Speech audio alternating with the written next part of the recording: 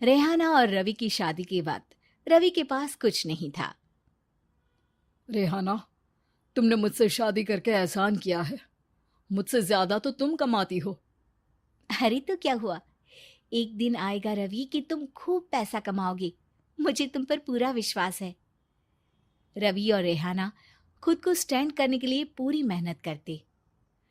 रेहाना, मैं नौकरी नहीं करना चाहता हूँ। तो कोई बात नहीं, मैं नौकरी करके घर चलाती हूँ, तुम बिजनेस सेट करने की कोशिश करो। एक दिन रेहाना, तुम जानती हो, मैंने जो विज्ञापन बनाने वाली कंपनी खोली थी ना, उसे बड़ी ब्रांड का ऑफर आया है। अब हम लोगों के दिन ब्यारे न्यारे हो गए हैं।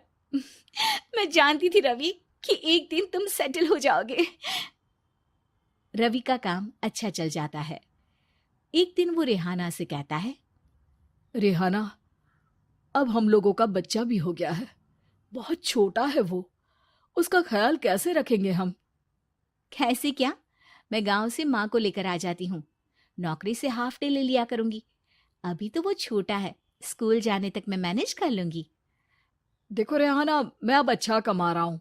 तुमको नौकरी करके परेशान होने की कोई जरूरत नहीं है। अरे कैसी बात कर रहे हैं, मैं अपनी लगी लगाई नौकरी कैसे छोड़ दूं? और मैंने तो सुना है हम लोगों को कुछ ही महीनों में सरकारी नौकरी मिल जाएगी। सरकारी नौकरी में कितना कमा लोगी? उतने में तो मैं ड्राइवर रख लूंगा। रेहाना को रवि की बात का थोड़ा बुरा तो लगता है।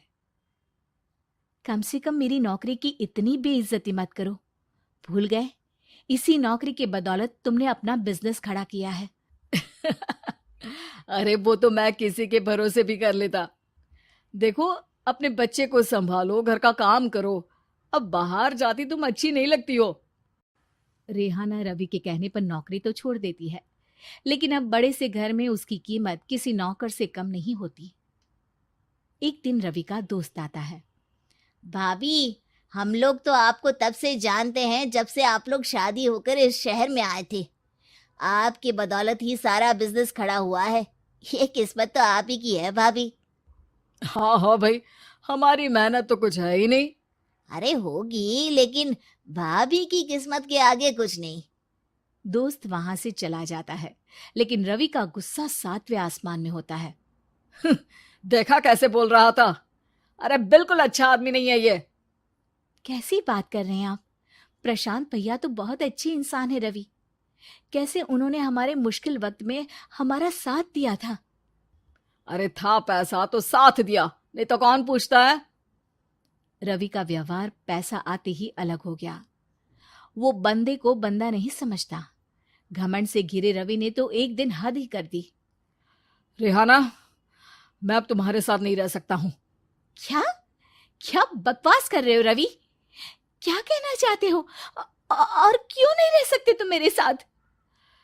देखो, मुझे कोई और पसंद है, और उसने साथ रहने पर बस यही शर्त रखी है कि मुझे तुम्हें तलाक देना होगा। रेहाना, जो कि एक स्वावलंबी महिला थी, उसने बिना देर किए रवि को कह दिया, कोई इश्यू नहीं, मुझे पैकिंग में 4 दिन का वक्त लगेगा, लेकिन तब तक मैं तुम्हारे साथ नहीं रहूंगी।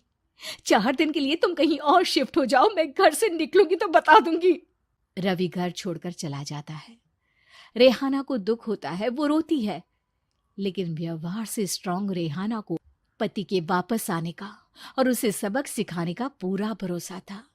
फिर एक दिन, अरे शुशिका, कब शादी करोगी तुम मुझसे? यार मैंने तो सोचा था तुम शादी से पहले मुझे विदेश लेकर जाओगे, महंगी कार दिलाओगे। अरे सब दिला दूंगा, लेकिन पहले मुझसे शादी तो कर लो। हाँ हाँ, क्यों नहीं। शुशि, शादी होने वाली है हम लोगों की।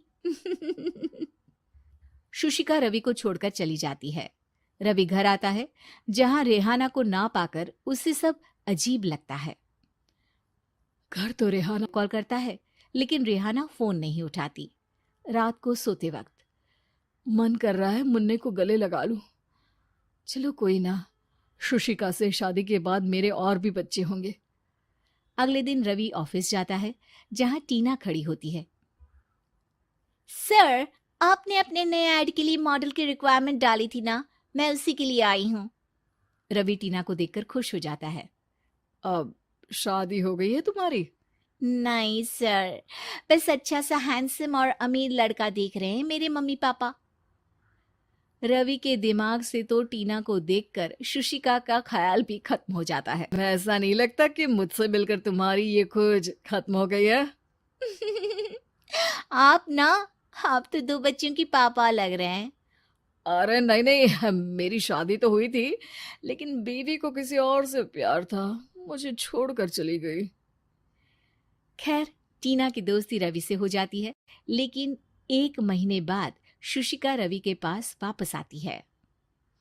मेरे मम्मी पापा तुमसे मिलना चाहते हैं, लेकिन उन लोगों को ये मत बताना कि तुम पहले से शादीशुदा हो, और हाँ, शादी से पहले अपनी सारी प्रॉपर्टी तुमको मेरे नाम करनी होगी। अरे पागल, अब मैं तुमसे शादी ही नहीं करना चाहता। भला ऐसी लालची औरत से कौन शादी करेगा? तभी वहां टीना आ जाती है। रवि, ये पागल सी औरत कौन है? देखो, तुमने ही कह दिया ना पागल, तो पागल ही है।